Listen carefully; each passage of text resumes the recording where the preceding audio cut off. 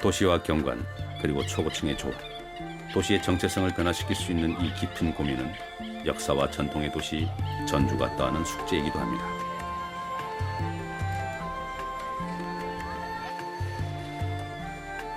지금 전주에선 143층 높이의 타워 건립을 두고 찬반 의견이 팽팽히 대립하고 있습니다.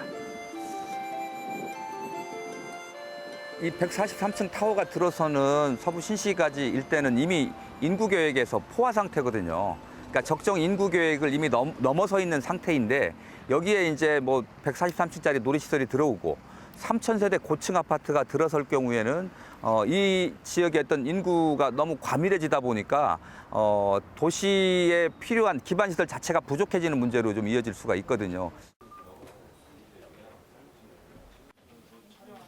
이런 우려들을 바탕으로 공공은 도시의 조화와 개발 사이에서 균형을 찾는 중입니다. 그 과정에서 필요한 건 공공의 흔들리지 않는 정책, 그리고 그것을 견제할 시민의 역할입니다. 초고층 건물이 필요하다고 생각하는 분들도 있고, 그런 전주라는 정체성에 이게 맞지 않다고 걱정하는 분들도 있고 그렇습니다. 근데 그런 부분들은 충분히 어떤 공론화 과정을 거쳐서 그런 결정이 돼야 한다고 생각이 됩니다. 143층 타워를 비롯해 관광 호텔과 유스 호스텔, 대규모 아파트와 쇼핑 시설을 짓겠다는 개발 회사의 계획. 그 계획이 실현되기 위해선 공업지역에서 상업지역으로 용도 지역 변경이 선행되어야 합니다. 하지만 용도 지역 변경과 그로 인한 특혜 시비는 초고층이 지어질 때마다 늘 문제가 되어 왔습니다. 기본적으로 이 자광 대한방식 부지는 공업용지에서 이거를 상업용지로 바꿔달라고 하는 거고, 이 용도 변경 과정에서 어마어마한 특혜 시비가 있는 거지 않습니까? 그래서 이 대한방식 부지에 대한 이 특혜, 그러니까 이거를 용도를 바꿈으로 인해서 발생할 수 있는 개발 이익을 얼마만큼 환수할 거냐가 첫 번째 문제고요. 시민단체들이 우려하는 점은 또 있습니다. 개발회사 측이 제시한 계획들이 오히려 도시의 조화를 해칠 수 있다는 겁니다. 전주라고 하는 예를 들면 전통과 문화가 어울리는 도시의 컨셉과 이 도시의 정체성과 이 143층 타워가 맞는지도 의문이고요. 143층 타워가 들어설 경우에 도시 계획들이 더욱더 복잡해지고 혼란스러워질 거다라는 측면에서 저희가 문제 제기를 하고 있습니다.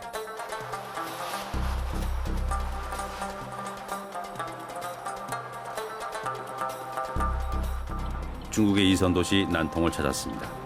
우리나라로 치면 위성도시와 같습니다. 그런데 이곳 난통, 도시 전체가 공사 중입니다.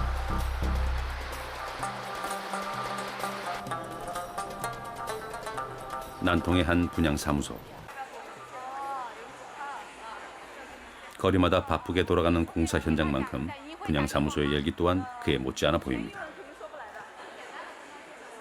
대륙을 불문하고 전 세계 곳곳에서 부동산 시장을 장악하고 있는 중국. 물론 자국 내 부동산에 대한 관심 역시도 덜하지 않습니다. 整个的一个房地产是整个中国的一个支柱，没有一个行业能够代替房地产的，没有。居住啊，居住像其实主要的是南通，就是整个6县1市的人，但是其他城市也有。然后你像我之前接的北京的，或者说美国的一些华人也有，都有，包括台湾也有人在这边投资，都有，海外的人都有。 하지만 난통의 밤은 중국의 부동산 열풍 그 이면을 드러냅니다.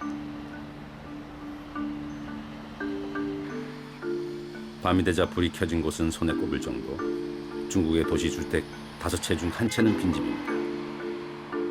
在2017年的时候，中国家庭的空置率啊，城镇家庭的空置住房的比例呢是21.4%，然后在全国城镇地区呢有6500万套空置房，这个是大数。然后这几年呢，空置率的变化呢是在逐渐上升的，从2013、15、17的话，空置住房的比例都在逐渐上升。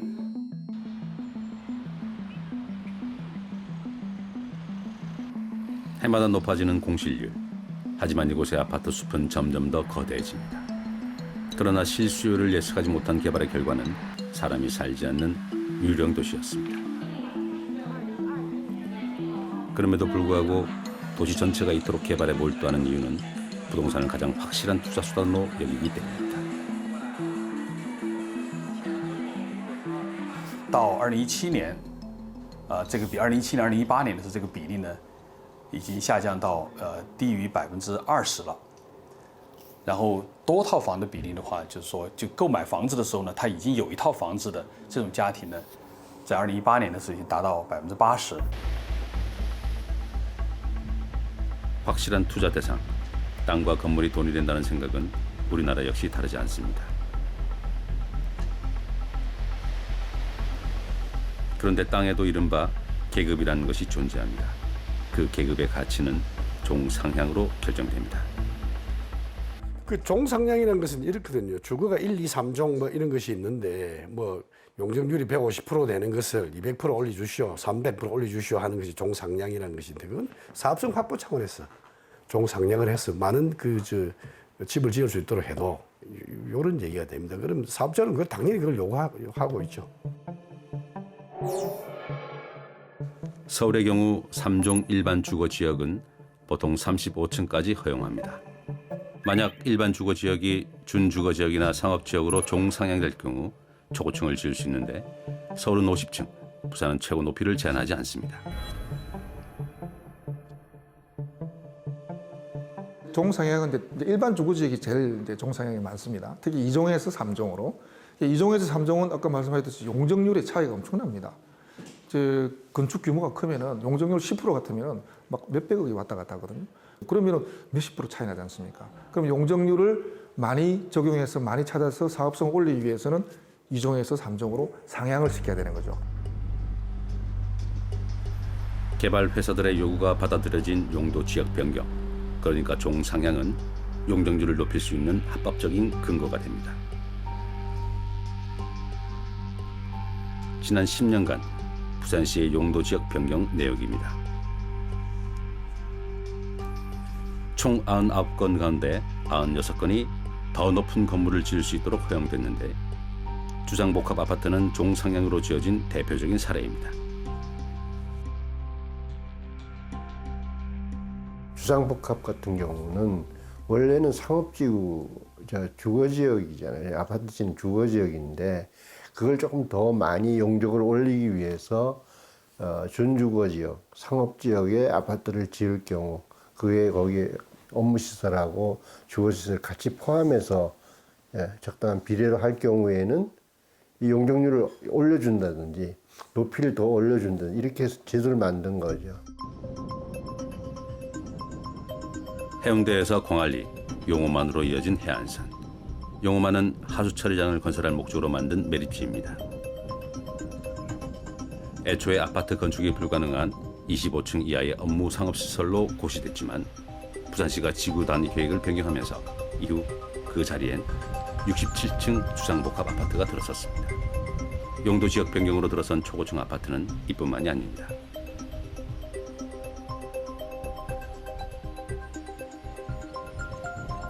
머린시티를 하나 예를 들어 볼게요. 머린시티는 사실은 기존의 도시 설계 구역으로 지정이 되어 있었고 거기는 주거 용도는 500세대로 제한이 되어 있었습니다. 물론 거기는 최고 높이는 없었지만 이미 주거 지역이 500세대 같으면 거기는 초고층이 들어올 수가 없죠. 그럼에도 불구하고 그때 해운대구청과 부산시가 이미 지정되어 있는 도시계획 내용을 변경을 해가면서까지 거기에 고층을 허용을 했다는 거죠. 용도 지역 변경으로 세워진 초고층. 먼저 용적률의 개념을 알아볼 필요가 있습니다. 이제 쉽게 설명을 드리면 이렇게 이제 대지가 있습니다. 요 대지의 전체를 다 건물이 덮은 셈이 되는 거죠. 이럴 경우에 건폐율 100%가 되는 거죠. 용적률은 이 건물의 면적을 전부 더한 값을 대지로 나눈 값입니다. 이렇게 건물을 2층으로 지으면 건폐율은 절반으로 줄고 용적률은 여전히 100%가 되는 거죠. 대지 면적이 100제곱미터인 땅의 용적률이 300%라고 한다면 바닥 면적이 50제곱미터인 건물을 지을 경우 최대 6층까지 올릴 수 있습니다. 만약 용적률이 800%라면 16층 높이의 건물을 지을 수 있죠. 용적률에 제한이 없다면 어떻게 될까요? 원하는 만큼 높은 건물을 올릴 수 있습니다.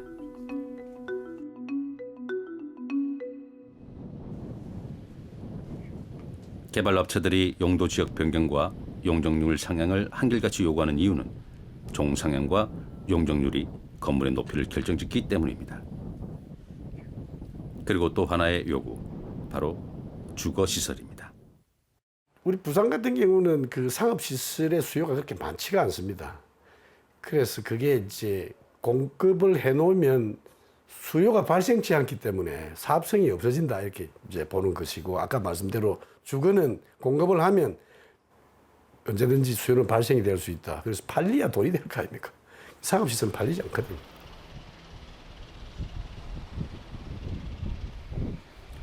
수요가 불확실한 상업시설에 비해 주거시설은 확실한 수요가 뒤따르는 보증수표.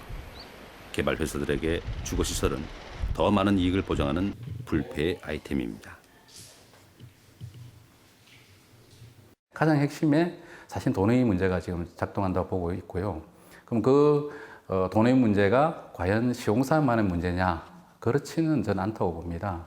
거기는 분명히 여러 요인들이 있겠지만 어떤 시공사의 경제적 추구를 행정이 규제하지 못하고 일정 부분 그걸 도와준 역할을 분명히 했었고요.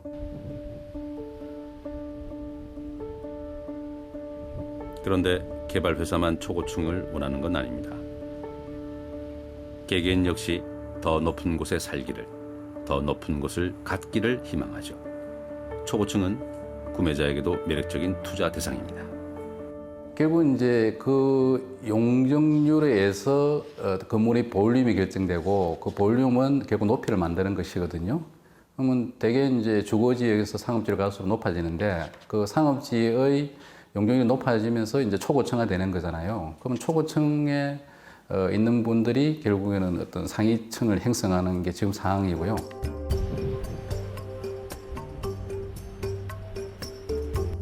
수요자에게도 초고층은 주거 이상의 의미를 갖습니다. 초고층이 제공하는 탁 트인 조망권처럼 특별한 가치를 부여받는 것이죠. 우리나라에서 세계에서 제일 높은 건물에 내가 산다. 우리 회사는 거기에 자리 잡고 있다. 이런 어떤 상징성. 그리고 지금은 이런 조망이 이제 곧 돈으로 이렇게 치환되기도 하죠.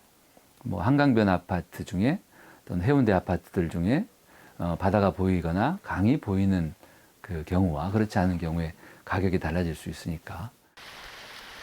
아파트의 신분, 나아가 그곳에 사는 사람들의 신분을 결정하는 용적률 계급사회. 초고층은 현대사회의 신분을 결정합니다. 거기 사는 주민들은 더 높은 초고층을 원하죠. 그 이유는 당연히 돈입니다. 초고층을 지으면 조망권을 더 갖게 되고 그것이 또 그 단지의 상징성을 갖게 되고 그것이 그대로 돈으로 환산된다는 다분히 사적인 가치죠. 바다를 조망할 수 있는 곳은 높은 집값으로 이어집니다. 부산 수영구와 해운대구를 대상으로 2006년부터 9년간 법원 경매에 나온 아파트 가격을 비교 분석한 논문입니다. 건물이나 강, 그리고 산을 조망할 수 있는 곳에 비해 바다 조망권을 가진 곳이 상대적으로 높은 가격을 형성합니다. 특히 해운대의 경우 거래 가격이 높은 초고층일수록 긍정 효과가 뚜렷했는데요. 긍정 효과는 해안 주변 초고층 아파트의 바다 조망권에 대한 만족감으로 풀이됩니다. 도심의 과밀화 그리고 도심 건물의 고층화가 진행되다 보니 기존 조망 요소를 이용하기가 어려워지는 거죠. 그래서 조망 가치가 희소해지는 이런 현상을 가지게 되고 따라서 점차적으로 이 어려운 조망 요소를 확보하기 위해서 고층화되는 그러한 선호 현상을 보일 수는 있습니다.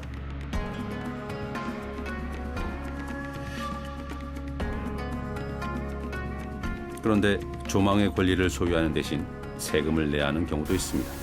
높은 층에 살수록 더 많은 세금을 내는 일명 조망세. 일본의 이야기입니다. 과세 차이는 크지 않지만 층별로 차등 부과하는 조망세는 조망의 권리를 독점하는 대가로 치르는 일종의 비용인 셈입니다. バラのついたお部屋がもうすでに販売済みになっております。日本のタワーマンションにおいて階が高いところの方が値段が高い実態があるにもかかわらず、もともと税金が一律だった、広さによって広さが同じであれば階がどこであっても税金が一律であったっていう問題がもともとありました。ただそれが2年前にその税制が改正されまして、高いところ高いフロアの家の方がより高く固定資産税をかけるという仕組みに少し変更になっています。 저층이 아닌 고층, 고층보다 초고층. 높은 곳에 살수록 보장받는 조망의 권리. 하지만 개인의 조망권은 다수가 누려야 할 공적 조망권을 침범하기도 합니다. 그 통경축이라고 해서 뭐 굉장히 이렇게 그 아파트 단지를 설계할 때 그 강조하는 부분인데 그 통경축이 누구를 위한 통경축이냐라는 거예요. 그러니까 시민을 위한 건지 아파트 주민을 위한 건지 또 아파트의 주민을 위한 거라면 아파트의 어느 동 사람을 위한 건지 이 정체성이 완전히 바뀌어버린 거죠. 근데 문제는 이게 뭐 이왕 들어선 거 허물 수가 없는 노릇이거든요. 그러니까 우리가 새롭게 만들어진 폭력적인 풍경에 우리가 적응해야 될 수밖에 없는 거예요. 이게 더 슬픈 거예요. 그리고 새롭게 만들어진 이 풍경이 다시 해운대의 이미지로 이제 정립될 수밖에 없는 뭐 이런 사태라고 하는 거죠.